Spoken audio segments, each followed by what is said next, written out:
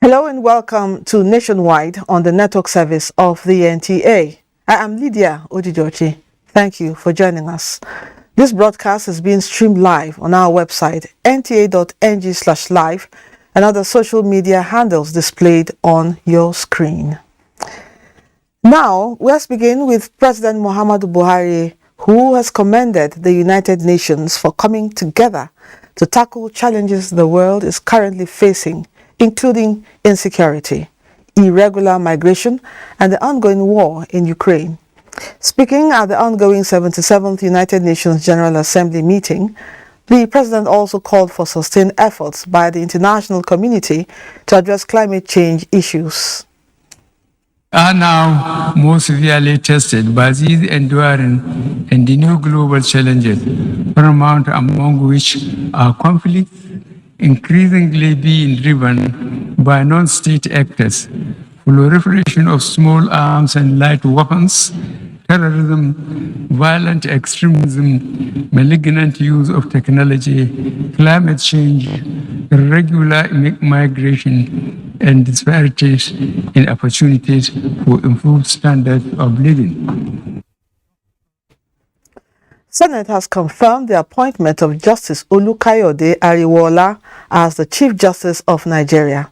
After the Justice presented his curriculum vitae, senators demanded to know his plans for the Nigerian judiciary, how he intends to address major challenges such as improving welfare of judicial workers, delay in justice delivery, improving transparency and compliance to rules in judicial appointments. If confirmed as the Chief Justice of Nigeria, my Lord, how will you ensure that the judiciary under your leadership is better equipped to perform this role? My Lord, I'm happy that you have identified as your core vision issues of reform in our administration of justice, particularly the issues of our rules and procedure of practice. There are really growing concerns about appointment of judicial officers in this country. We witness unnecessary delay in the administration of justice in our country. Lawyers may soon address the court from the comfort of their chambers once they are properly briefed. What has been our problem is fund. There's need to improve on the way we file processes, the way we still do a lot of writing. But for the first time, not only were they seen, indeed they were heard by way of a joint correspondence. I hate to use the word petition, but a joint correspondence that was endorsed by pretty much every member of the court. It was not a petition. The justices were not protesting. No, it was not a protest. We couldn't have carried placards. We just thought to put our complaint on paper for our brother, the Chief Justice. That was all. Will the Senate confirm the nomination of Honorable Justice Olukayode Ariwola for appointment as the Chief Justice of Nigeria? Those in favor say aye. Those against say nay. The ayes have it. Thank you very much. The nomination of Honorable Justice Olukayode Ariwola is hereby confirmed as the Chief Justice of Nigeria. Meanwhile, the House of Representatives says it will continue to enact laws that will enhance the expansion of Nigeria's capital market. This is contained in a message by the Speaker, House of Representatives Femi Gbajabiamila, to a public hearing on two business-related bills. National Assembly correspondent Mobolaji Moribirin reports. These are experts and stakeholders in the financial sector who, on the invitation of the National Assembly, are here to speak on the bills to repeal the Investment and Securities Act and to establish the Securities and Exchange Commission as the apex regulatory authority for the Nigerian capital market, and they want to repeal the Chartered Institute of Stockbrokers and to establish the Chartered Institute of Securities and Investments. Our ultimate goal is to ensure that these institutions are properly grounded to perform their functions, execute their mandates, and serve the best interests of the Nigerian people. It is my earnest desire that during this public hearing, we as citizens of these great nations will ensure all hands are on deck for the good and prosperity of investors in the capital market of our great nation. Key players in the capital market made their submissions on the relevance of the two bills. There is no doubt that Nigeria needs and in fact deserves an internationally competitive and well-functioning capital market to facilitate the ongoing economic diversification. The passage and enactment of the Investments and Securities Bill 2022 will be a pivotal step in this direction. We commend the SEC for the quality content of the bill, and we support the passage of this bill. We welcome the review of the Investment and Securities Act. This bill seeks to expand the scope of the current regulation and bring in more capital market operators under one umbrella body. The bills, when passed, seek to improve the operations of the Nigeria capital market. From the National Assembly, Mobolaji Moribirin, NTA News. In another development, the House of Representatives has commenced investigation of the joint venture businesses and production sharing contracts of the NNPC from 1990 to date to ascertain whether the procedures were within the ambit of the law. National Assembly correspondent Dayo Ogunshola will tell us more. This is yet another round of investigation in the oil and gas industry, but this time the mandate is to establish whether the various joint ventures agreement of the NNPC and their structures have not been conducted in the way that deprive the nation of the intended benefits. It should be noted that joint venture agreements and production sharing contracts are supposed to protect the interests of all parties.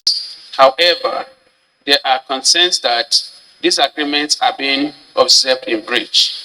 Infractions in the oil and gas business, either by the operating companies or individuals within the sector, has a corollary effect on the Nigerian economy. Office of the Accountant General of the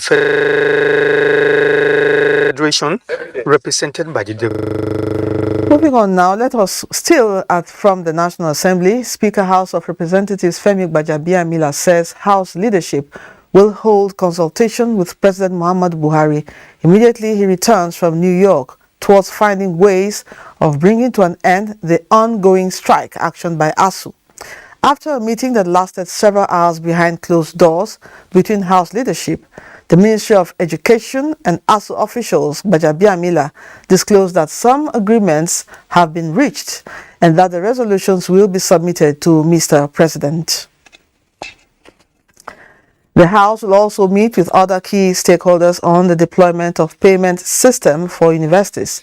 ASUU President thanked the House leadership for the intervention as members await amicable resolution of the impasse. Still on ASUU, members of the Academic Staff Union of Universities, ASUU, have been ordered to suspend their prolonged industrial action, which had affected education in public universities. The National Industrial Court, Abuja Division, gave the order while ruling on an interlocutory injunction filed by the federal government against ASUU. Olabode Arewa reports. Citing the provisions of Section 17 and 18 of the Trade Disputes Act 2004, Justice Polycarp Aman said ASUU members ought to have suspended the strike immediately the matter was referred to court for dispute settlement. In dismissing ASUU's arguments, the court observed that reasons for the prolonged industrial action were less important than the irreparable damage it is doing to the education sector. It recognizes the fact that without education, there will be no rule of law. I thank the judiciary for saving educational development. What has happened is that the past 7 months, educational development has been halted, particularly in public universities in Nigeria, which ought not to be.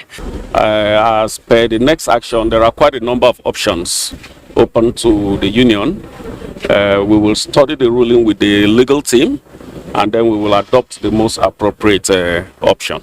Meanwhile, Justice Polikapaman has ordered that the case file be returned to the President of the National Industrial Court to reassign to a substantive judge, as Justice Aman is a vacation judge.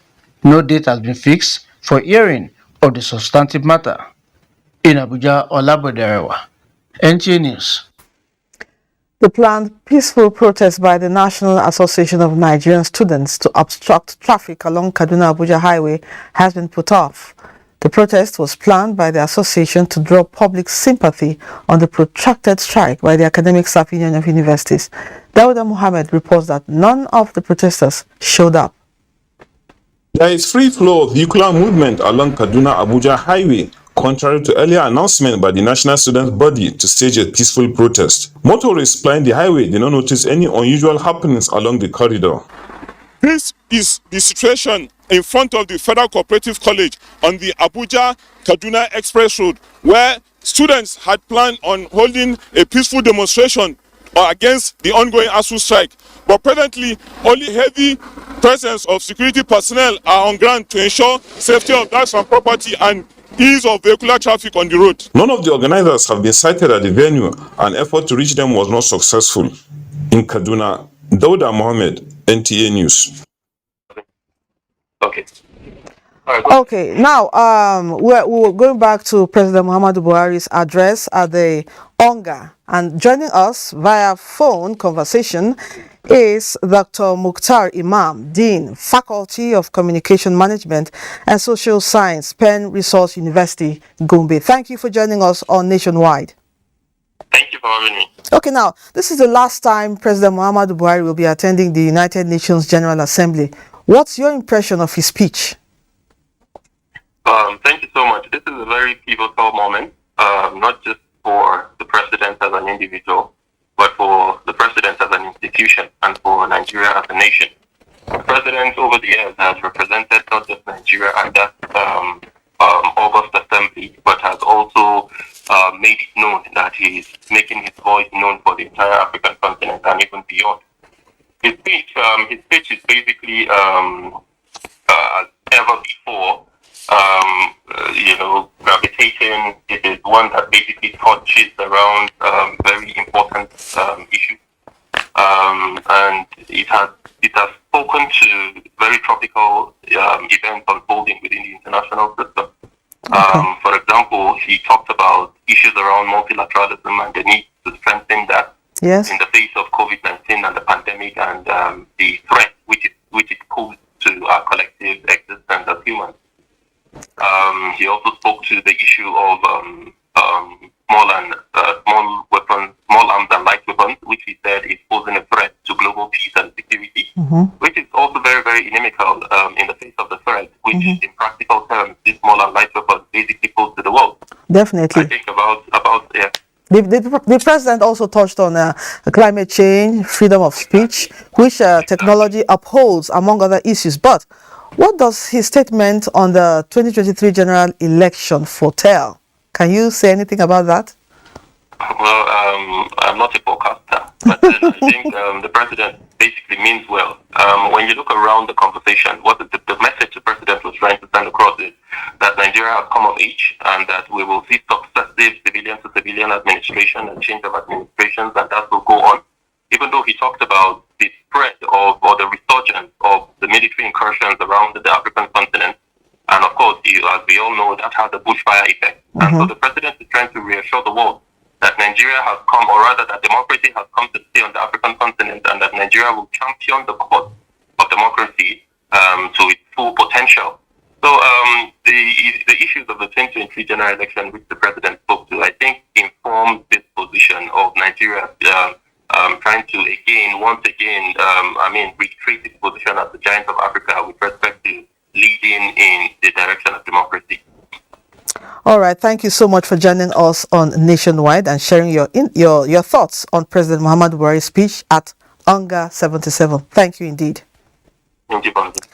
Yes, we've been talking to Dr. Mukhtar Imam, Dean, Faculty of Communication Management and Social Science, Penn Resource University, Gombe. Let's go over to Lagos, where Hingino is standing by with more stories making the rounds. Hello, Hingino. Hello, Lydia. The fight against trafficking in persons is recording more successes with a performance index that indicates 571 arrests and 37 convictions, among others, from January 2022 till date. This was brought to the fore by the Director General, National Agency for the Prohibition of Trafficking in Persons, NAPTIP, Dr. Fatima Waziri Azi, at a 5-day boot camp for members of State's Task Force holding in Lagos. Ruth Ario Samuel reports. Statistics from 2019 to 2022 shows that 61% of human trafficking cases in Nigeria occurs internally, while 39% happens across our borders. This 5-day boot camp peer review for State's Task Force on Human Trafficking provides another avenue for in-depth interactions among state and non-state actors on progress made and required improvements in line with the sub-objective 5.1.2 of the National Action Plan on Human Trafficking in Nigeria 2022 to 2026. Director General, NAPTIP, Fatima Waziri Azi, represented, said although the trends of human trafficking may differ, statistics point to the fact that all states in Nigeria are currently affected by human trafficking. With this position, I would like data to measure and analyze the nationwide incidences of human trafficking, identify potential victims, determine the patterns and tactics of the perpetrators, and identify high-risk communities. NAPTIP's collaborating partners expressed satisfaction with the progress so far made by the agency and sister paramilitary organizations and call for more participation from Nigerians. You have instances where our boys are being lured also for the purpose of football scholarship also in countries that don't even play football at all. So those are also signals that people should see and say, let's look at this information more. Anti-trafficking response, it needs a timely response. It's not something that you identify a case and you're delaying or taking much time. This boot camp, which has members from all 21 states task force, was organized to furnish members with relevant skills needed to drive performance towards eradicating trafficking in persons in Nigeria. In Lagos, Ruth Ario Samuel, NTA News. Talking health now, strengthening health security and response to disease threats are critical to stakeholders in the health sector. Lynn Leneke reports that this was the essence of the 2-week training organized by the United States government for public health experts rounded off in Lagos. Our government works towards building a strong and resilient public health system to effectively respond to challenges, strengthening the workforce, disease surveillance, emergency response, and improvement of laboratory capacity becomes tasks that must be achieved. At the second cohort of the U.S. government capacity training, participants were exposed to specialized training in crisis and emergency risk communication, as well as strategic planning for better response to infectious disease threats. What we've seen in Nigeria is a posture that demonstrates readiness to act, so that if any of these, even a new pandemic that haven't seen yet, that we're ready for it. I'm satisfied because that we've established public health emergency operations centers that created this veritable platform for coordination of information and efficient resource management for outbreaks. The U.S. Consul General, Will Stevens, highlighted the strategic partnership between Nigeria and the United States in strengthening the health sector, with assurance that strategic partnership with Nigeria on health security is a continuous process. A key part of our relationship with Nigeria is building a healthy workforce and a healthy group of people that can keep the future of this country going. Participants emphasized the integral role of preparing communities to respond to threats and recovery. So this is actually a very good training, and our capacity has been built on the operations of the emergency issues. The Public Health Emergency Management Training, which drew 25 epidemiologists from state-level ministries, is part of the U.S. government's efforts to support pandemic mitigation in Nigeria and globally. In Lagos, Lane Lenake, NTA News. Do not forget to follow this news broadcast live on our website at nta.ng/live and on our other social media handles displayed on your screen for updates. The button will locate Obehi in Benin for continuation of Nationwide after the break. Very challenges we have faced as a government have been daunting, from terrorism to banditry, to kidnapping, to separatist violence, to crude oil theft, to armed robbery and Sunday crimes. It's undoubtedly the greatest challenge to the peace and security of our great country since the Civil War of 1967 to 1970. It is a kind of challenge that would have overwhelmed many nations. But thanks to the purposeful leadership of President Muhammadu Buhari, we can say, I want to repeat, that the worst is over and peace and security are gradually returning to the land. This message is brought to you from the Federal Ministry of Information and Culture.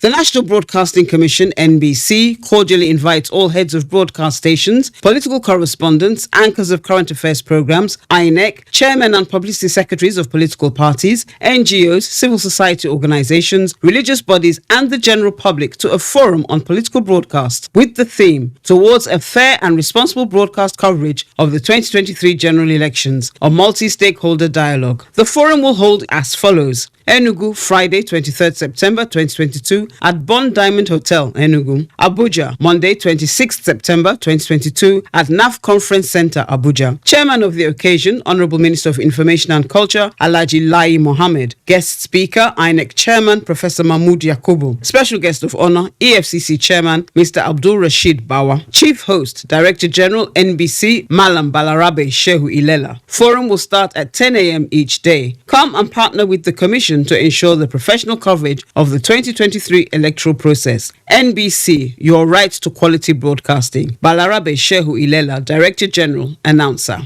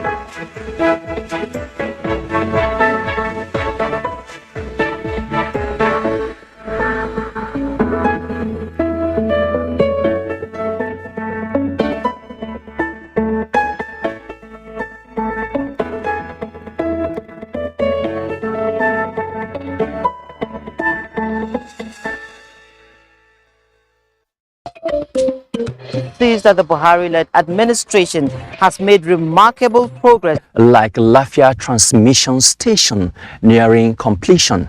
Africa does not need charity, but partnerships that will promote the adequate investment with the cooperation of all. sharing firsthand the experiences of reporters on the field as they bring to you weekly the beauty of Nigeria's diverse culture and the economic potentials therein.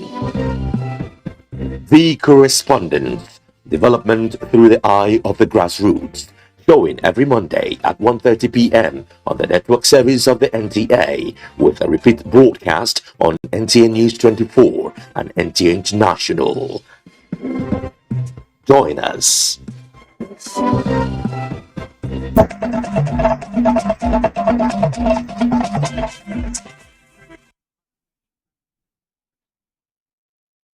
Hello and welcome to NTA Benin Network Center on Nationwide. Governor Godwin Obaseki is reassuring that talks are ongoing with the Minister of Works to complete the reconstruction of the failed Benin-Ouchi Expressway. This was the governor's response after a closed-door meeting with the Otaru of Auchi, Ikelebe III. Elizabeth Amoko reports. The ever-busy Benin-Ouchi Road in Edo State, a federal road that links the south-south, southeast to the northern part of the country, has lately become a nightmare, owing largely to the terrible state of the road, which kidnappers and other criminal elements have taken advantage of.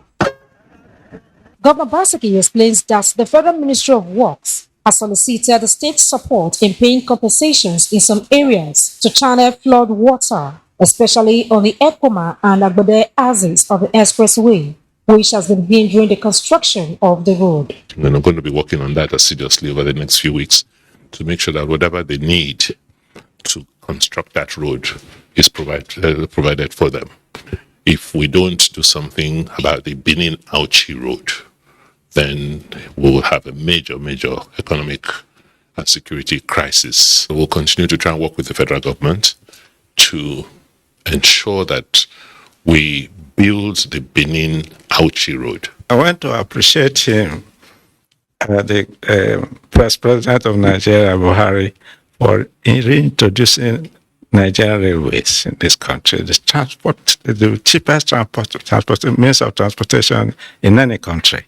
The Otaru, however, commended Governor Baseki for reviving the fertilizer blended plant in Auchi, which it says has helped in job creation and food production across Edo North. In Benin, Elizabeth Amako, NTA News.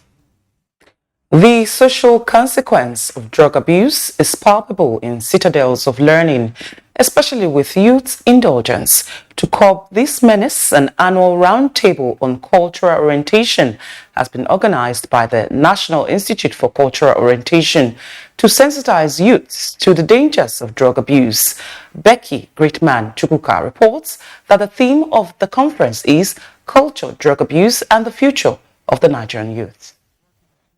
Research shows that more than 7 million people suffer from an illicit drug disorder, and 1 in 4 deaths results from illicit drug use. To this end, some scholars have painstakingly taken their turns to share their knowledge with the youths on the consequences of drug abuse. They posit that the increased rate of insecurity and crime is traceable to drug abuse.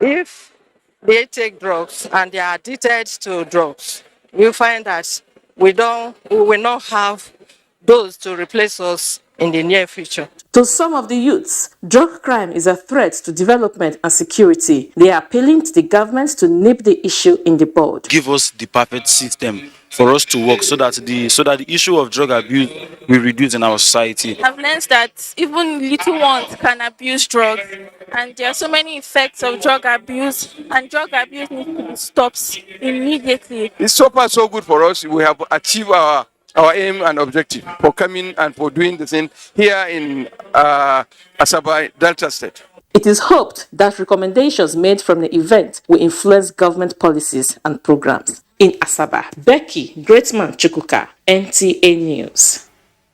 And that's it from Benin. Nationwide continues with Lydia in Abuja. Thank you, Obehi. The Economic and Financial Crimes Commission, EFCC, has debunked some reports in the social media alleging that the commission is investigating the presiding justice of the Court of Appeal, Kano Division, Justice Ita Mbaba. A statement by the head of media and publicity of the commission, Wilson Eujaren, confirmed that operatives of the commission have paid a visit on a property verification exercise owing to a subsisting matter involving the owner of the property and found there is no truth or linkage with any investigation of the justice of the Court of Appeal. The commission says available facts show that Justice Mbaba is not the owner of the property and therefore cannot be the subject of any investigation by the commission. UN Secretary General Antonio Guterres says divides are growing deeper, inequalities are growing wider, and challenges are spreading further. This was at the kickoff of the high-level week of the 77th session of the General Assembly. Adebola Brookslyn Sunday reports. Is the convergence of the 193 members of the global body.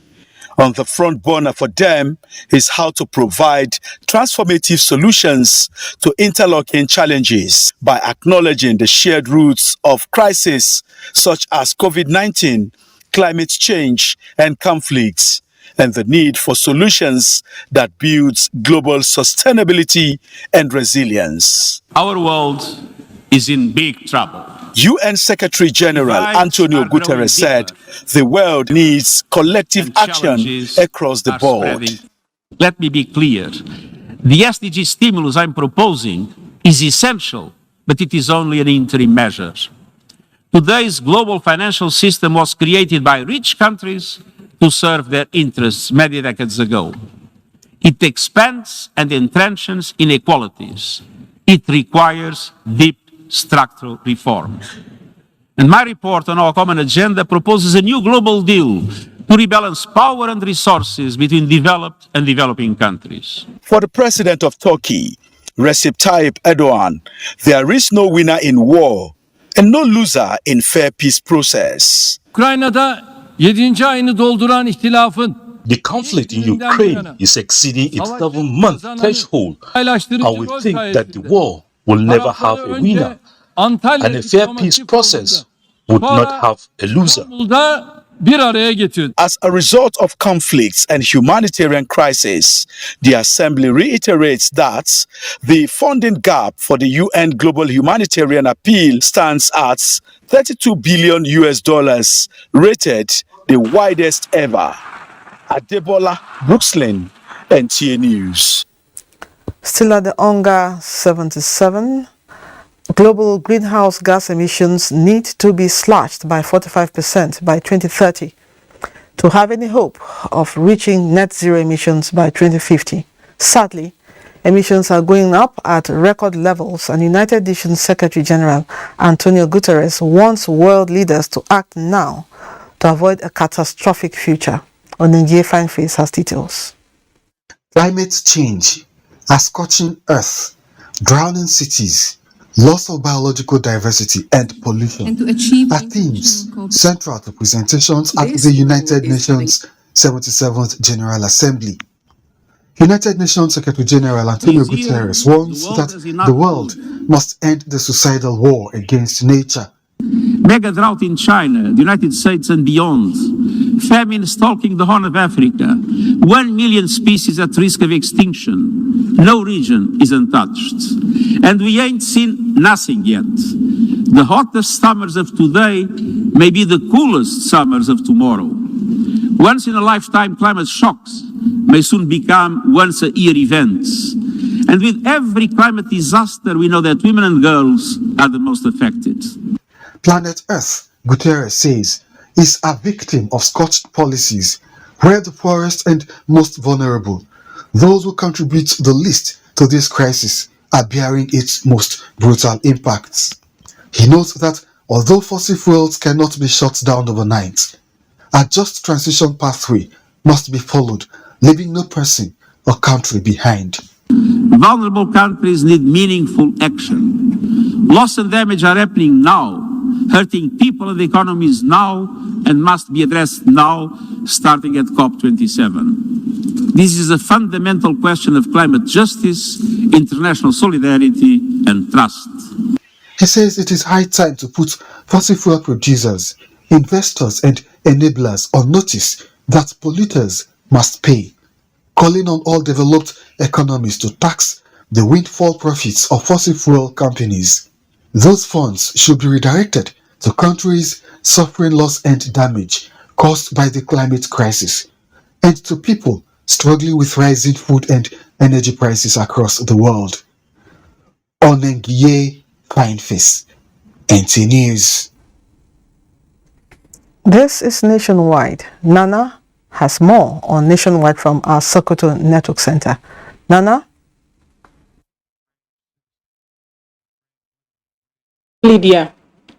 To reverse the ugly trend of banditry and kidnapping noted with Bina in Danko, Wasogu local government area of Kebbi State, the federal government is to establish a mobile police base in the town. This was stated by the Kebbi State Commissioner of Police. Ahmed Magaji, at his recent visits to the area. Bena town in Danko-Wasagu local government area of Kebbi State shares border with Niger State and has been recently experiencing banditry and kidnapping, crippling the socio-economic activities of the area and to a certain extent the state. Determined to revert the ugly trend, the Commissioner of Police visited the area where he disclosed that a new mobile police base will be established in the town to effectively checkmate banditry and kidnapping in the area. Incredible intelligence, actionable intelligence, we are going to do better. So we want that credible intelligence to be passed timely so that we act fast and do the necessary things to be sure that security is well provided and people are well secured. The district head of Bena, Alhaji Kabiru Ibrahim, assured their support and providing first-hand information to the security personnel. We, the people of Benin-Ouchi, we have nothing to say but to continue praying for you and your men, because since your assumption of duty, things have really started changing. The police commissioner thereafter visited the proposed site for the new mobile police base and the police divisional headquarters in the town, where he rubbed minds with officers and men for efficient policing. Ibrahim Ahmedu, NTA News. As part of efforts to address the challenges hindering the girl-child education in Zamfara State, a pad bank has been established in some female secondary schools across the state. Wife of Zamfara State Governor Aisha Bello launched the initiative at a government girls' day secondary school in Bungudu local government area of the state. Jamilu Ibrahim has more. Pad Bank is an initiative of the United Nations Children Education Fund in collaboration with Zamfara State Government, which is aimed at addressing the challenges related to the management of menstruation amongst the girls in junior and secondary schools across the state. The intervention, which comprises distribution of hygiene kits and other related reading materials, was launched by the State First Lady Haja Aisha Bello Muhammad, represented by wife of the State Deputy Governor Hajar Hamu Hassan Muhammad Nasiha at Government Girls Day Secondary School, Bungudu.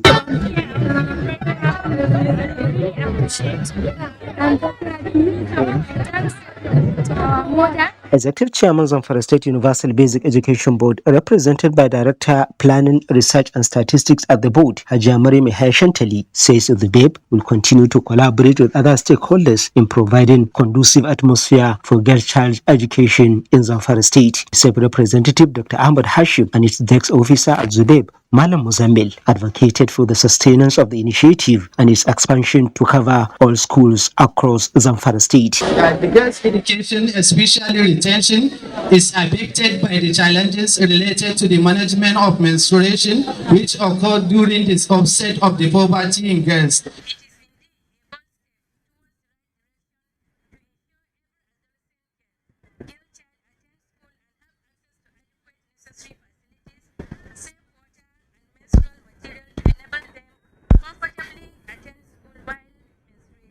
There were goodwill messages from a number of dignitaries that attended the event, who all applauded the initiative, which they observed will have positive impact on girls' child education in Zamfara State. The intervention covers 45 junior secondary schools in some 6 selected local government areas of Zamfara State. In Gusau, Jamilu Ibrahim, NTA News.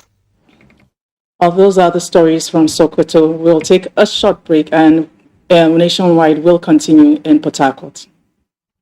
First edition of the Nigeria Broadcasting Awards is here. Participation and sponsorship information.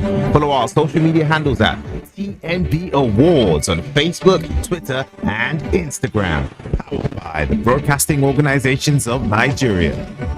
Nigerians, elections are here again. Let us shun violence. Let us play the game according to the rules. Do not be a thug. Say no to violence. Let's rise and defeat violence, crime, and sabotage against the peace of our nation. Nigeria is the only country we have. We must do everything to keep it united. We must avoid any act that promotes hate and disintegration. Say no to separatist movement, terrorism, fake news, hate speech, religious bigotry, and any act that tends to divide us as a nation. Watch out for strange gatherings and suspicious movements. Restrict access to sensitive documents and data, the disclosure of which may damage national security. Educate your staff and family, particularly on measures to safeguard information and report security breaches. Apply relevant legal security guidelines to protect yourself and your neighbors. Due to misinformation and wrong choices, some idle persons resort to vices in their greed to get rich quick. They resort to kidnapping, killings for rituals, and other heinous crimes. Avoid wrong use of the social media. Before you broadcast that false message, think twice. Ask whether it will promote peace or violence. For safety at home, still be security conscious. Educate your household on safety tips. Report all suspicious movements and persons to the security agencies nearest to you.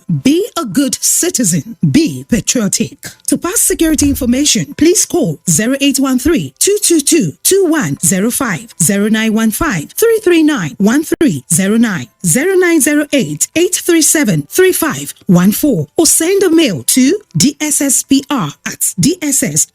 Now, what would make someone set out on a journey and not get to his or her destination? Now, imagine the victim who cannot reach out to these responders, who doesn't even have the phone to reach out. Hello, thank you very much for joining us on platform. I'm Ruth Agwe. And the girl, especially if the girl is a minor, she's not yet 18 years, if she gets pregnant, realize that such girl is sent out of school and the boy is left in school. Just park to pick the call. So how much sensitization is the FRS? I don't agree. A lot of people are just deaf.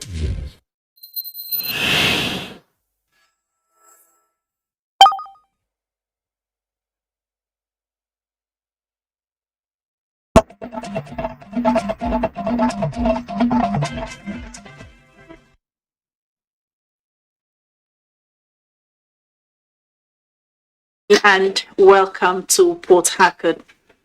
Governor Nyesom Wike's camp in the People's Democratic Party, PDP, has officially announced its withdrawal from participating in the Presidential Campaign Council of the party for the 2023 general elections.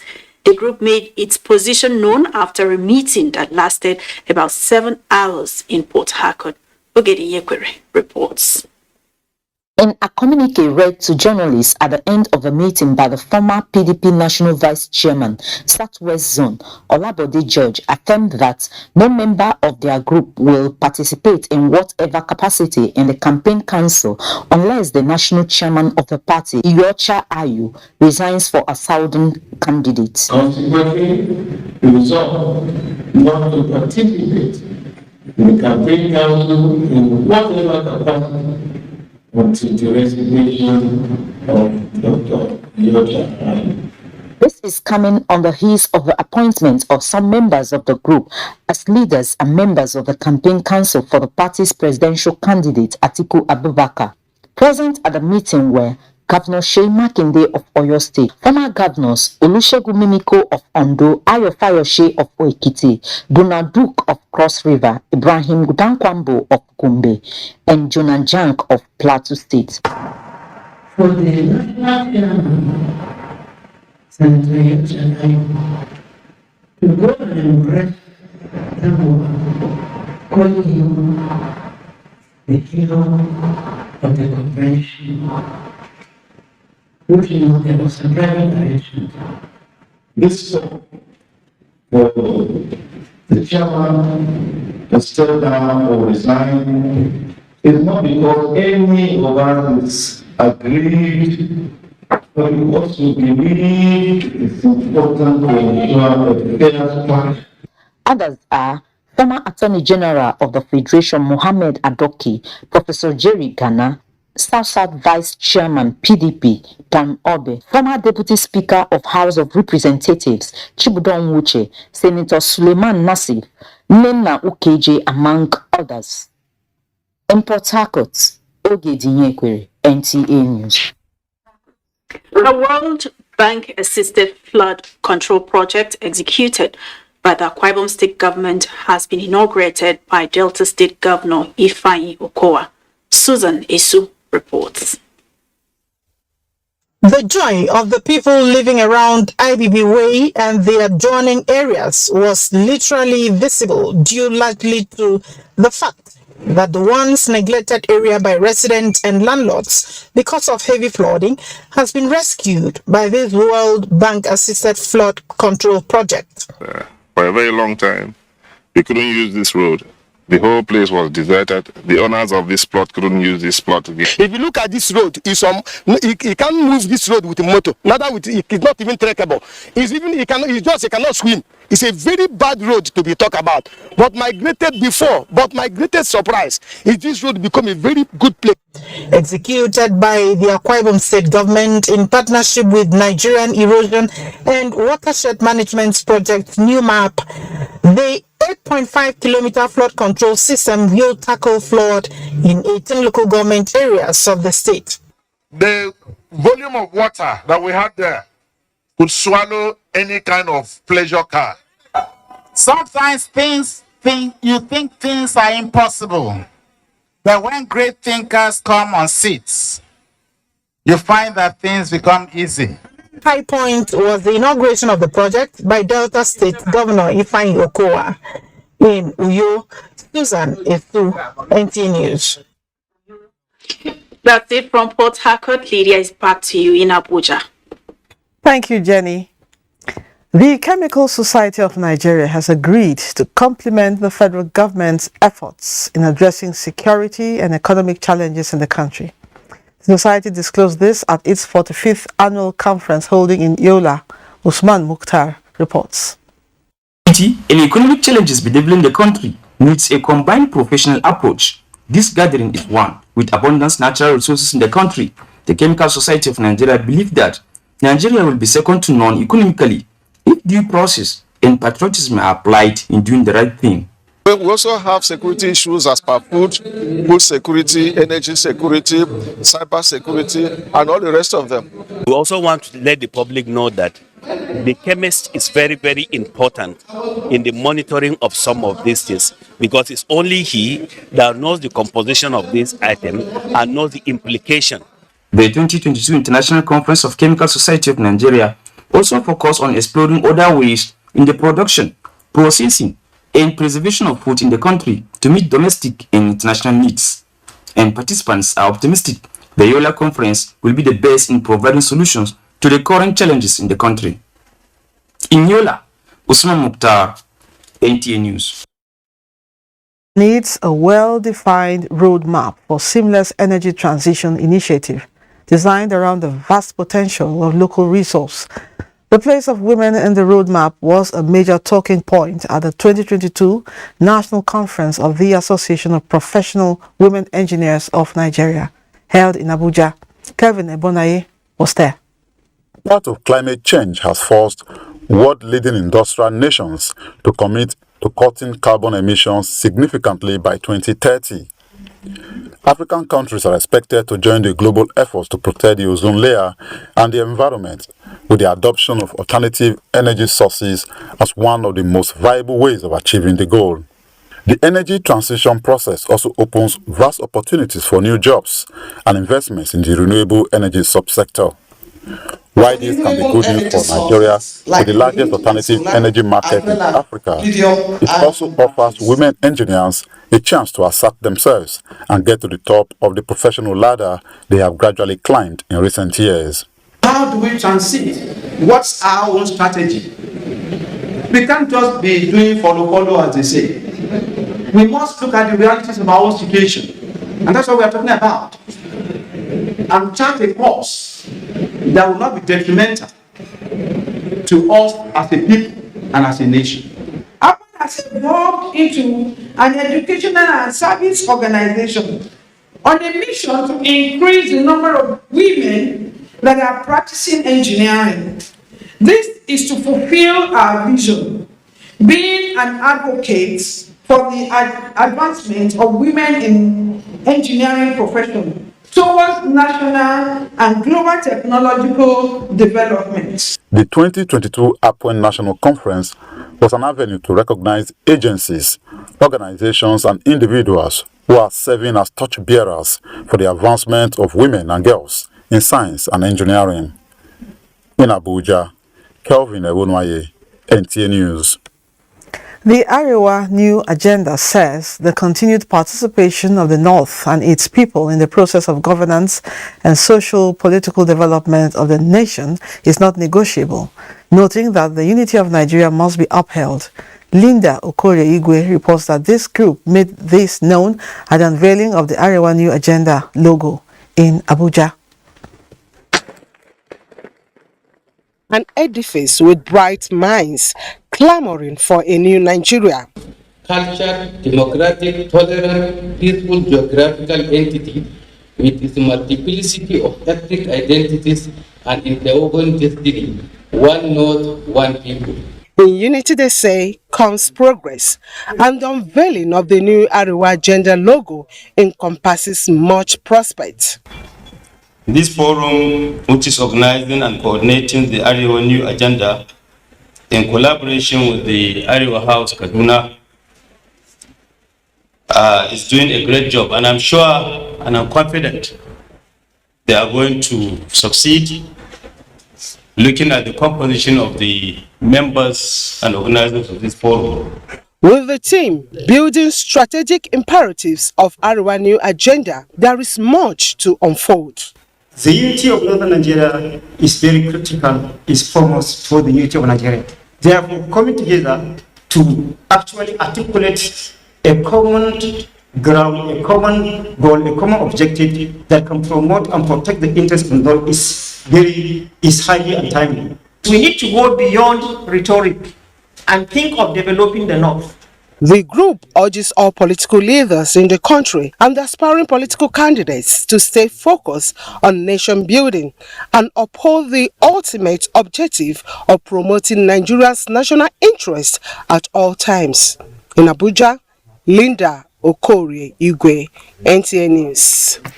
Ahead of the 2023 general election, some sections of Nigerians under the Ages of Youth Decide platform has appealed to prospective voters to search for credible candidates across all levels of political representations in the country.